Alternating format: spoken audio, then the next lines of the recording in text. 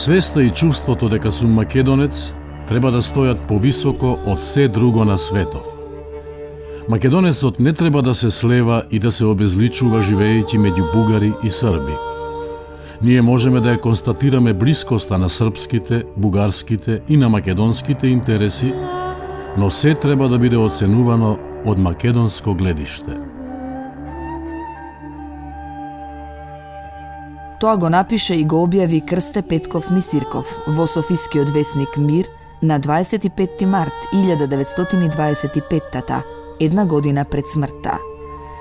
2 децении пред тоа, во септември 1903, непосредно по Илинденското востание, на 28 годишна возраст, Мисирков во Софија ја објави за македонските работи, златната книга на македонизмот, како што подоцна ја нарекоа македонците. Во неа Мисирков ги назначи посебностите на македонската нација. Првпат ги кодифицира македонскиот литературен јазик и правописот, кои, како што самиот запиша, треба да се потпираат на централните македонски говори. И така, користа што ќе ни ја дајат нашиот општ литературен јазик, ни служи за мерило при избирање на речие за таа целја. И она е главниот фактор при создагањето на нашиот нов литературен јазик. А таа тешка задача ќе се достигнет само ако македонецот од Северна Македонија подаит рака на својот брат од Јужна Македонија и македонецот од Источна Македонија подаит рака на тој од Западна. Подадените раци ќе се прекрстат около Прилеп, Битоља. Мисирков, заедно со Чуповски, се рожба на нашето развивање во текот на 19. век. Тие се пред се создавачи и на македонското научно и литературно другарство, основата на македонската денешна Академија на науките и уметностите. Личности што ја согледаа во перспектива современата македонска држава со сите белези на таа државност. Во животот на еден народ има моменти кога неговите свесни сили со особен интензитет се зафаќаат да проникнат во сушноста на тоа што го представувал дотогашниот историски процес за тој народ и што треба да го обележи неговиот иден развиток. Ако побараме такви личности во историјата на нашиот народ, без двоумење, една од наизразитите меѓу нив е личноста на Мисирков. Непосредно по Илинденското востание тој го крена својот глас дека е дојдено времето да се даде права сметка за она што тој го викаше народен идеал и што тогаш значеше програма за дејство на македонското ослободително движење, вели академикот Блаже Конески. Јас сум македонец и интересите на мојата таткоина ми се представуваат така. Не Русија и Австро-Унгарија сет непријателите на Македонија, а Бугарија, Грција и Србија. Само енергична борба со тие три држави ќе избавит од погубување нашата таткоина. За македонските работи силно ја разбранува тогашната политичка и општествена јавност на Балканот. Што направивме и што треба да правиме во иднина? Има ли потреба за македонски национални научно-литературни друштва? Националниот сепаратизам, земјиштето на кое се има развиено и ке се развива во иднина. Составувала ли и може ли Македонија да составува од себе одделна етнографска и политичка единица? И неколку зборови за македонскиот литературен јазик. Тоа се 5 статии во таа книга, стожерник на македонската национална мисла, историја, литература и култура. Делото на Мисирков е историска синтеза. Токму затоа, бугарските реакционерни сили покренаа хајка. Многу примероци од книгата биле запленети и уништени, но тие што го преживеаја погромот, ги пренесоа големите пораки на Мисирков за нас, македонците. Со својата епохална книга, ја нарекуваме златна книга на македонизмот, го направи оно што му недостигаше на македонското револуционерно движење, националната компонента, националната платформа. Тој колосален минус го викаме на Илинден, прашањето на јазикот да се одложи. Мисирков напомена 903 годината на Илинден, на првиот Илинден, дека не би требало без разрешување на националното прашање и на прашањето на јазик да се оди понатаму. Така, впрочем, и излезе. Мисирков останува непореклив со тоа што во една улога или во позиција на национален пророк го предвиде развитокот на македонската државност, нација, култура и така натаму. Незадоволни од тоа што нигде не им ги исполнуваа ветувањата, генерацијата на Дамјан Груев, Петар Попарсов, Димитрија Чуповски, Крсте Петков Мисирков и други крстосуваше по балканските центри, а некои, како Мисирков, стасаа до Русија, оттаму будејќи ја свеста на понижениот човек и носејќи го на плеки македонското национално ослободително движење. Мисирков, ако не постоеше, на некој начин требаше да се измисли, односно да се создаде, односно да се покаже дека македонското дело има континуитет. За ова нема потреба, бидејќи Мисирков под псевдонимот Пелски, сакам да потсетам дека Пел е постол, Енидже Вардарско, родното место на Мисирков, се бори за македонството до крајот на својот живот. И затоа Мисирков е она без со што македонскиот народ треба да биде горд, оној е еден од најдобрите синови на македонскиот народ во минатото, во сегашноста и секогаш во иднината. Мисирков ги согледа општествените прилики на Балканот и го истакна долгот на македонската интелигенција спрема својот народ, инсистирајќи на еден длабоко морален однос кон народниот развиток и на чувството на историска одговорност. Нам ни треба интелигенција што ќе биде вистинска слугинка на народот, а не обратното.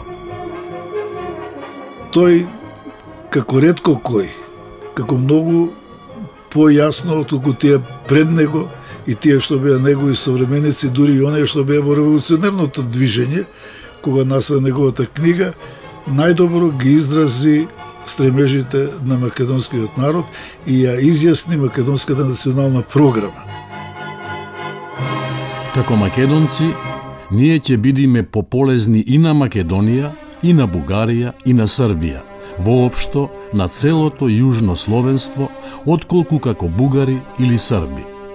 Како бугарин, јас одамна би рекол, каква ти Македонија, и тука ми е добро, нема зошто да мислам за она што е веќе загубено. Но, како македонец, јас во Бугарија се чувствувам како на туѓина, каде што навистина се наоѓам меѓу родни браќа, но не сум си дома, во својата татковина. Таа е таму, каде што сум се родил и каде што јас треба да си ги оставам коските, каде што треба да отиде мојот син, ако не ми биде судено да отидам јас лично.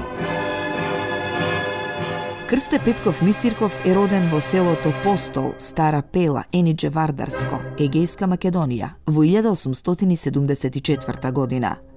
6 оделенија од основното образование завршил во грчко училиште, а потоа продолжува во српски и во бугарски училишта. Дипломирал на Белградската учителска школа. На Историско-филолошкиот факултет во Петроград дипломира во 1902 година.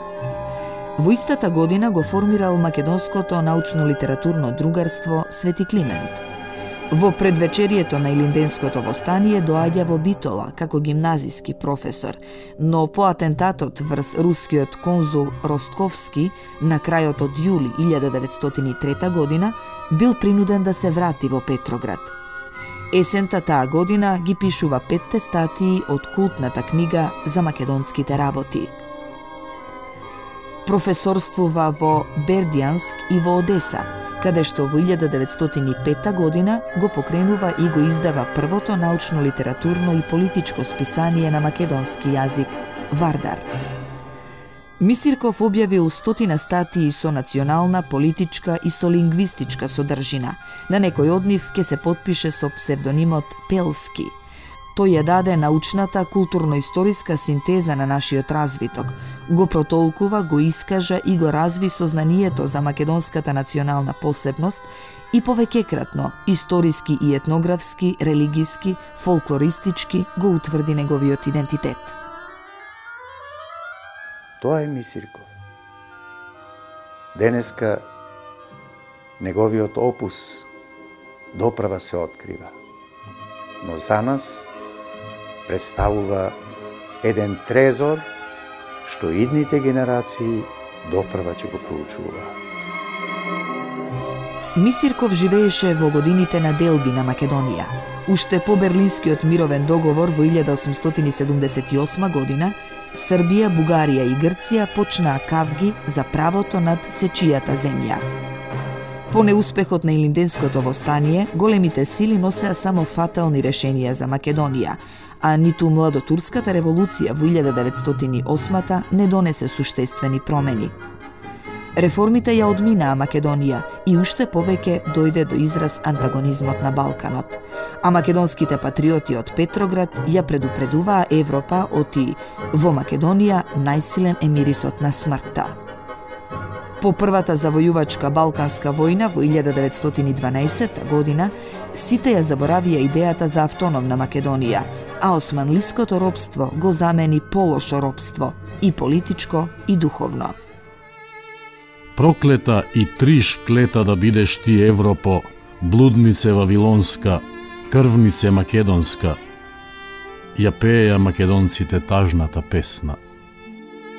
Непосредно пред Втората Балканска војна во 1913 година, македонската колонија во Русија испраќа меморандум до владите на балканските држави.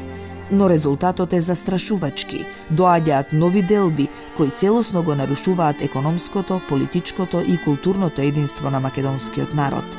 Завладува духот на пониженост. Карнегиевата комисија истата година го завршува својот извештај со овие зборови: Македонија престана да биде гроб, за да стане пекол. Во Првата светска војна фронтовата линија ја раздели Македонија на две окупацијски зони. Мисирков, начело на македонската емиграција во Петроград, бара Англија, Франција и Русија да се ангажираат за ослободување на неговата татковина. Париската мировна конференција во 1918 година е последната надеж за македонците, но попусто, нивната земја останува разделена. Во времето на Октомвриската револуција, Мисирков бил пратеник во собранието на Бесарабија и член на президиумот. Во најдраматичните моменти од формирањето на Молдавската држава и кога се решавала судбината на Бесарабија, тој бил еден од најактивните членови на незиниот парламент. Таква судбина имал Мисирков, удрил темели на туѓа држава, своја не можел да направи. Пред крајот на животот, тој доаѓа во Бугарија и работи во Софискиот етнографски музеј, но и како гимназиски професор. Умира во Софија на 26 јули 1926 година, оставајќи ги жената и синот во крајна сиромаштија. Беззаветната и безгранична љубов кон Македонија, постојаното мислење и работење за интересите на Македонија и полн конзерватизам во пројавите на македонскиот национален дух, јазикот, народната поезија, наравите, обичаите. Ете ги главните црти на македонскиот национализам. Пишува Мисирков во весникот Мир од 1925 година. Мисирков не е случајна рожба на македонскиот национален дух. Тој е под заветот на оние идеолози кои на Илинден во 1923 година, пренесувајќи ги на поклонение коските на Гоце Делчев од куќата на Михаил Чаков во црквата Света Недела во Софија, на саркофагот напишаа: Ги заколнуваме поколенијата што доаѓаат, светите коски да бидат погребени во столицата на независна Македонија.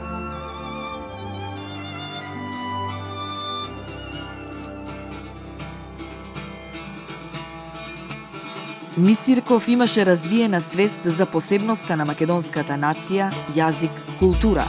Цел живот го посвети на тоа да се создаде македонска држава. Неговото дело ги задолжи генерациите да го одржуваат жарот на патриотизмот и да ја создаваат иднината на Македонија.